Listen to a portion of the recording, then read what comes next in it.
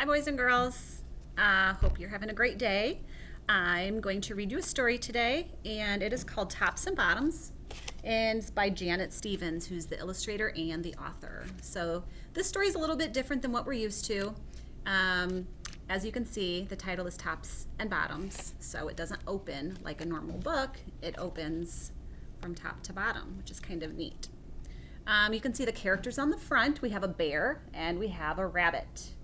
Now, another name for a rabbit is what? It's called a hare, right? So in the story, she's going to talk about the rabbit, but she's going to use the word hare. Okay, so the bear, he's a lazy bear, and the rabbit is a very hardworking. And the rabbit actually is going to trick the bear. And we'll see what happens in the story. Can you see the pictures? Once upon a time, there lived a very lazy bear who had lots of money and lots of land. His father had been a hard worker and a smart business bear, and he had given all of his wealth to his son. But all Bear wanted to do was sleep.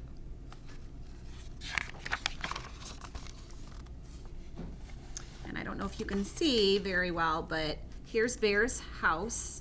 And here's the burrow, or the hole inside the ground, which is where the hare lives. Not far down the road, there lived a hare. Although Hare was clever, he sometimes got into trouble. He had once owned land too, but now he had nothing. He had lost a risky bet with a tortoise and had sold all of his land to Bear to pay off the debt. Hare and his family were in very bad shape. The children were so hungry, Father Hare. "We must think of something," Mrs. Hare cried one day. So Hare and Mrs. Hare put their heads together and cooked up a plan.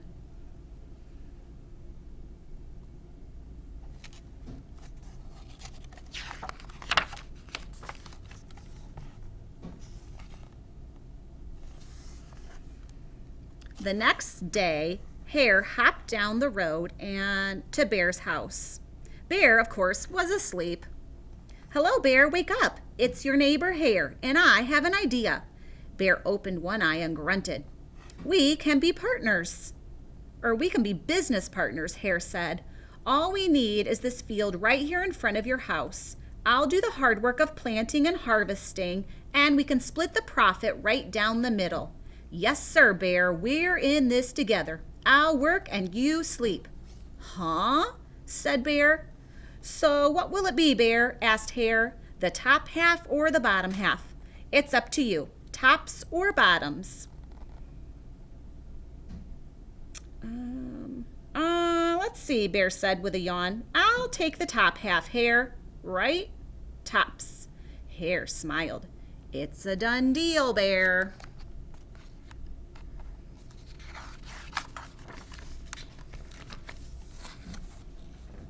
So Bear went back to sleep, and Hare and his family went to work. Hare planted, Mrs. Hare watered, and everyone weeded.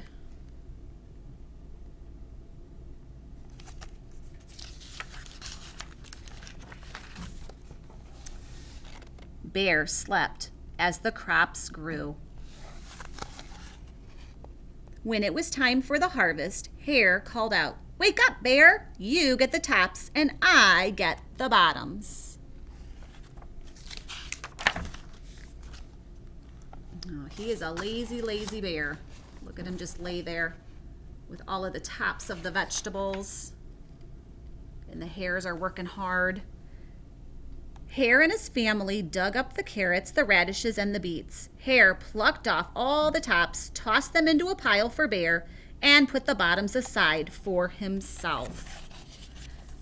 And I'm not sure if you know what a radish is, but the radishes are the small little red vegetables, and the beets are the larger red ones. And of course, the carrots are there too. And again, how do you think Bear feels right now? He doesn't look very happy, does he? Bear stared at his pile. "But Hare, all of the best parts are in your half." You chose the tops, Bear, Hare said. Now, Hare, you've tricked me. You plant this field again, and this season I want the bottoms. Hare agreed. It's a done deal, Bear. So I'm wondering what Hare's plan is, because he's okay with Bear taking the bottoms when they replant. So that is all I'm going to read for you today. And now I'll read the second half tomorrow, and now it's your turn to do a little writing activity. So when you are doing your writing activity, you can write in your journals, and remember that when you're writing sentences, they need what? Capitals, you need ending punctuation, and you need finger spaces so that people can read your writing, okay? And make sure that your sentences make sense. All right, guys, good luck.